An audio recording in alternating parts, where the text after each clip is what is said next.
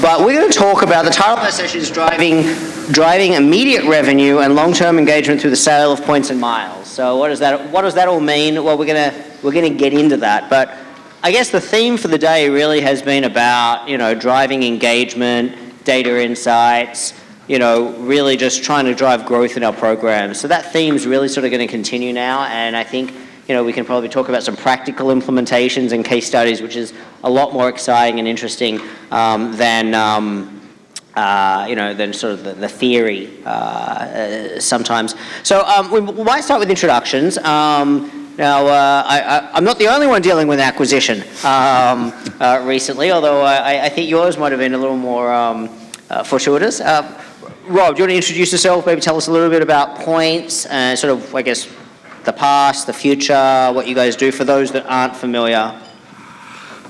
We only got 20 minutes. So yeah. Rob MacLean, I started Points 20-some years ago, and we work with many of our partners here in the room today. Really, we'll hear a bit more about it with James. Really trying to help the industry drive engagement and drive economics through the sale of miles and points. So we've been at it for a little while. We just, your reference to acquisitions, we have just been announced being acquired and taken private. So that's keeping everybody pretty busy these days for sure. That's awesome, fantastic. And plus grade, for those that might not be familiar, I mean, in terms of, I think, it's hopefully an exciting future on the horizon in terms of some really, really deep engagement opportunities, in the loyalty space. I think everyone's very excited about it. Yeah, absolutely. Although I'll be speaking with Ken about some of the complaints from this room around the upgrades and access to elite status upgrades. So, yeah, it should be for some really interesting opportunities going forward. Terrific. James, not an unfamiliar face at these events. We certainly appreciate your support for both of you over a long period of time for Loyalty Summit. But that's a quick introduction for those who haven't a chance to meet you, and maybe we'll dive straight into it. Fantastic. Thank you, David. James Curry, I head up product and member engagement for the Emirates Skywards program. So really the core earn and burn on Emirates, the tier products, benefits, and the loyalty economics, of which the miles retailing business is a very important part. Great. So let's dive straight into it. I mean, I think most people. Is anyone who's not familiar with points.com? Maybe that's the easiest way to start. Okay, a couple. That's okay. So, tell me if I get this wrong, Rob. You probably have an elevator pitch that goes a little different, but from a layperson's point of view, points.com drives the buy, gift, transfer points platform for many loyalty programs. And also, operates the ability for a points exchange, interchange on a B2B basis in the background. Dave Candy was talking about that earlier, for example. You have your built program with your points. You want to transfer them to American Airlines, for example. There's a mechanism in the, in the back end of that, and points drives a lot of these kind of mechanisms in the industry. The most common interface that the average member of a program is going to have is if they want to buy miles in their program, for example. That's often run the engine in the back end, and even the front end is points driven. But from a program management perspective, maybe I'll start with James. Why has it become important, in terms of selling miles direct to the member consumer? Why is it so important? Well, we look at Skywards Miles as the digital currency of Emirates, and that's become a lot easier, I think, from a customer standpoint to understand, especially with the rise of crypto in recent years, etc. It's become really sort of an everyday discussion point. So we like to position the program that way. For us, it's a means to actually accelerate the virtuous circle of loyalty, right? That flywheel cycle. The ability to buy miles is a means to accelerate that and then get the downstream engagement from it. So that's where we've seen a huge amount of benefit. We also position it as a means for people to buy credit with Emirates. We don't sell vouchers with Emirates Airline. You have to buy a ticket, or you earn a reward through the Skywards program. So by buying miles, you're effectively buying credit, and you can gift that credit as well. And that's extremely popular for our most popular reward, which is the upgrade, the miles upgrade reward, so people can fast track to that. In terms of the folks that actually engage with miles retailing, we see really good downstream engagement. A very large proportion of those that engage actually increase their overall propensity to fly with Emirates by between 20 and 100%. That's a very large proportion.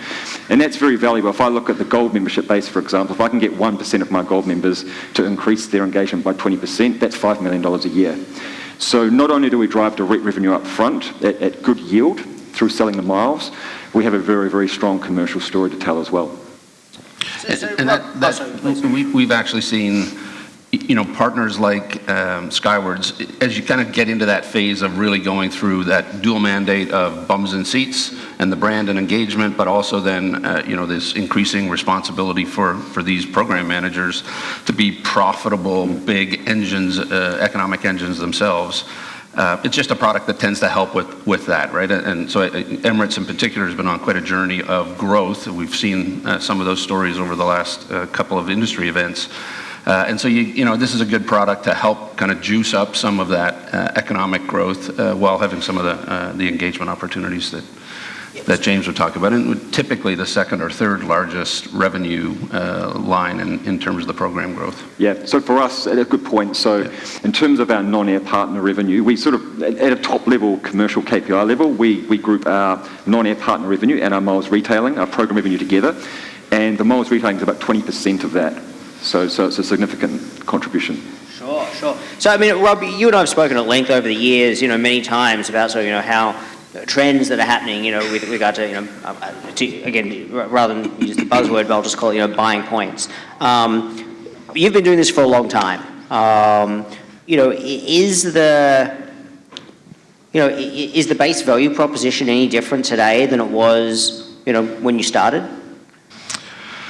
I think the biggest difference is really the sophistication of the loyalty programs themselves has changed dramatically in the last 20 years. It's hard to kind of describe how much more sophisticated, how much a bigger business, how better managed these big programs are than, when I was running a loyalty program 20 odd years ago. That's probably the biggest change. I think we've seen a much more aggressive stance to, hey, we want to grow these. These are not cost centers. They're, big profit centers. There's a tremendous amount of interest in making these programs much more effective and efficient and profitable. And so that change has happened. And so that's, as a result, forced us to be a little more creative and a little more maybe adventurous in terms of how we deal with the product to kind of help with that growth. And the data underpinning it is really what I would say is the fundamental difference, that just you're a lot smarter as a partnership with the kind of data that's being shared. And, James and team do a lot of really sophisticated stuff with the tool today.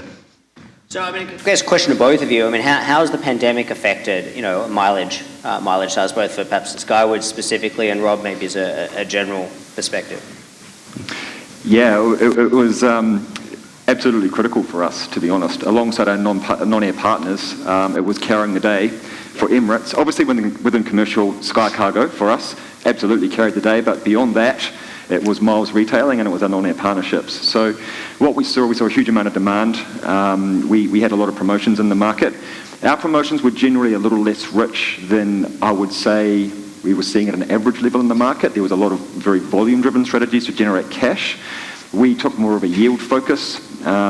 We knew that when demand returned, yield would be important because there'd be limited capacity, and we would need to obviously have a good story to tell commercial. So we took a fairly balanced approach. Once we did start to see demand return last year, we did increase the richness in some of the promotions.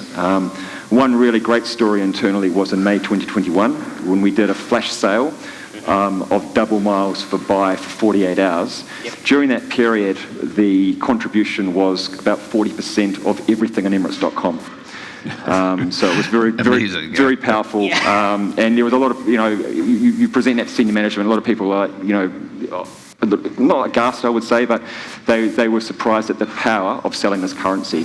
I think everyone knows that obviously the program's popular, people value that proposition, sure, but they hadn't necessarily got their head around the fact that people have such demand to access this currency and buy it, and buy that aspiration in the future when they know their demand will return.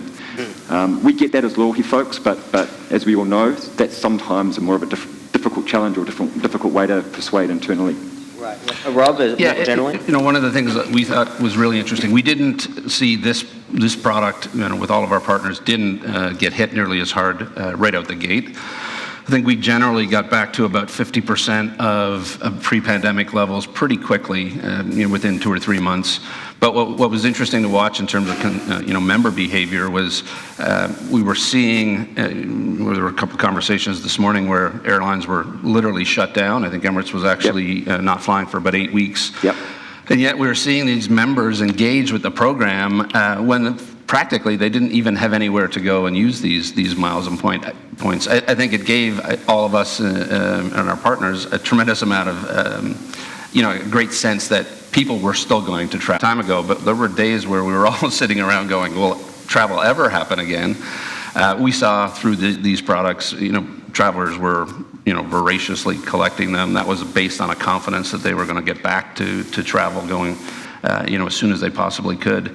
So we got back to, broadly speaking, and I think Emirates kind of led some of the way on this, but broadly speaking, we were back to pre-pandemic levels in kind of 21.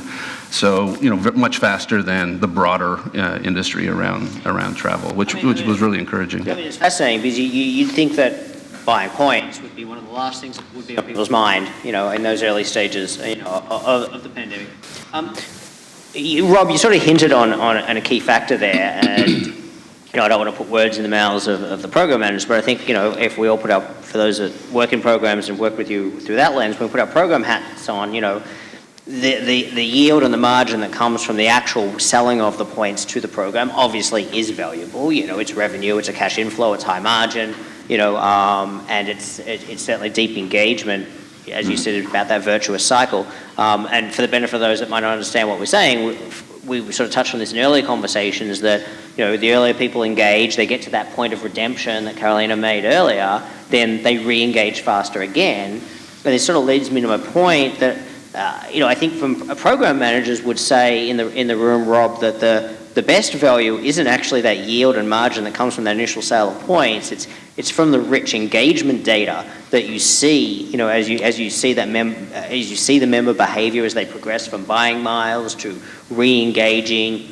And obviously, I appreciate that buying miles isn't the only product that you have in your suite that you work with the program partners on. But can you talk to a little bit about the data insights? Well, I think probably James is better served to kind of express how that, when a customer engages with these products and a broad suite of products, what happens next, which is, I think, the question that probably is better suited for you. Yeah, I think the beauty of this is the personas that have been developed in a really advanced segmentation. So the real benefit of working with points is we have access to the analytics that we just don't have the bandwidth or the ability to scale internally.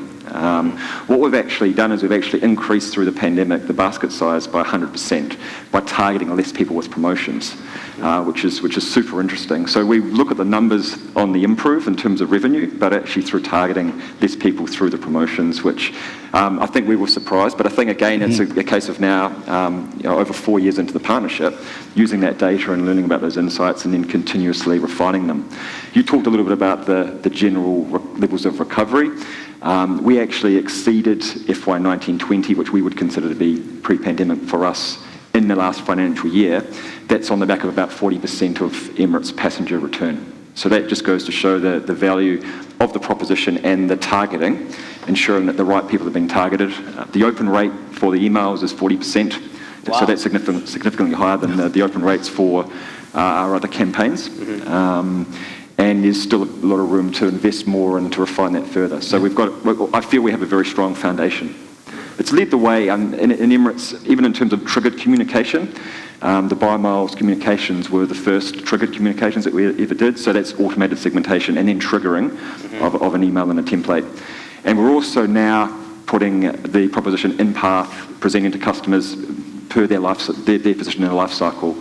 Sure. About 10% of the revenue now actually comes through the product placement in path for specific customers, and that's something we'll continue to grow as well. Yeah, and that's all kind of, I think, underpinned by the data that we work together with Emirates on. And if you're a big growing program the way Skywards is, you can't, there's the tendency with some of the older approaches in different times where it's just that broad brush, blast.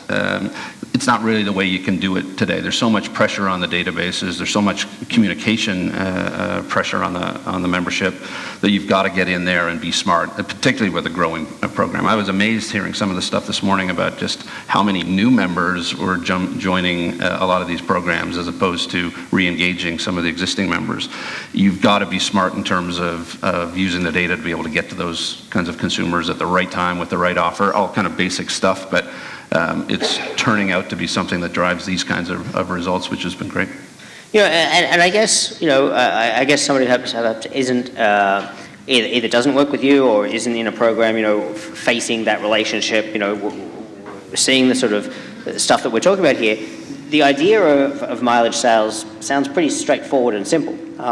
You could almost sound so simple you could just do it yourself in-house. Or, okay, you can use someone like yourself, Rob, and just makes it easy. But it seems like a very simple proposition. But what I'm hearing here is there's a lot that goes on in the background to really get it to a point that it's successful, both in terms of the retail sales, so the revenue and the yield, but also in terms of the actual success with member engagement. So, if I was to frame the question a little bit differently, what does it take to make mileage sales successful?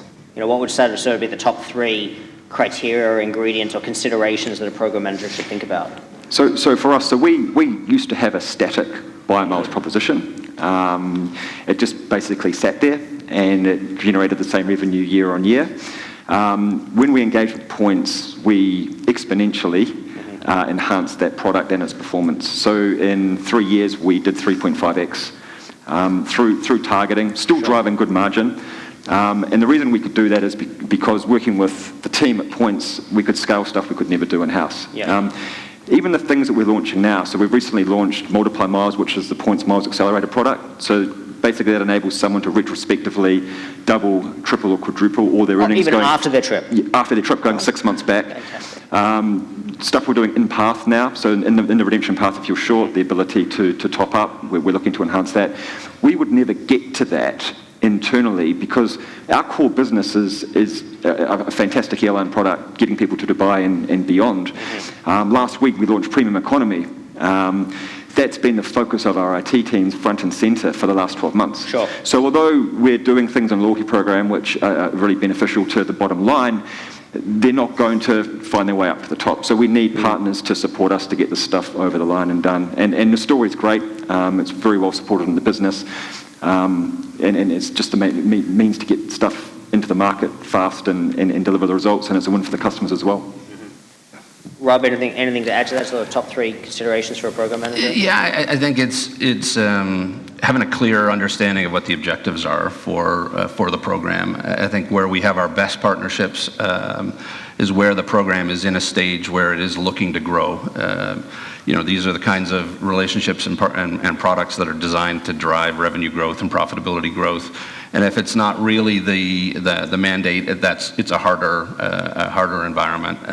So that's really the primary thing. And if you can get that, if you can get to a spot where everybody is excited about the loyalty program growth trajectory and the potential, then there's a whole lot of fun to be had. And then, ultimately, you just ought to be aligned on that and make sure everybody understands what the objectives are, and then you just go hit them. I mean, in terms of, I guess sort of, think back to our topic of our session, it's, we touched on revenue, immediate revenue, and long-term engagement. So just to come back to the long-term engagement thing, when we started our discussion, both of you mentioned that what you're seeing is a huge correlation in terms of the people that are engaging with buying points are also showing to be the most deeply engaged and potentially the most profitable members in the program. Could you speak a little bit more about that? I think, yeah, I mean, these are the people that have the closest relationship with Emirates. They see the value in the currency. They look 12 months ahead at their travel plans and how they might want to use their miles. About 80% of the transactions that come post-buying miles are for classic rewards and upgrades for us, and we know that that's the best value proposition for our customers as well. The buy miles proposition is not one people engage with to then go down the path of cash plus miles, but that's appealing to a completely different demographic. Where we find the most engagement is our gold and platinum and our silver and blue members who are the co-brand card holders. So it's all about complementing that day-to-day engagement, people that are earning miles every day through their everyday spend, and who are flying regularly and have big balance is, but they want to shoot up towards that upgrade reward or that classic reward. So really what I'm hearing, if I'm hearing this correctly, and tell me if I read this back wrong, is that people they're already getting value from the program. They've already experienced redemption or upgrade, whether it be for classic reward or an upgrade. They're engaged with the product, they're loyal to the brand, but they see this as a way to accelerate and just enjoy the rewards faster and faster and still be receiving good value. Is that a good reason? Yeah, I think we see that broadly. They are, as James said, it's typically your best customers that are interacting with these products. The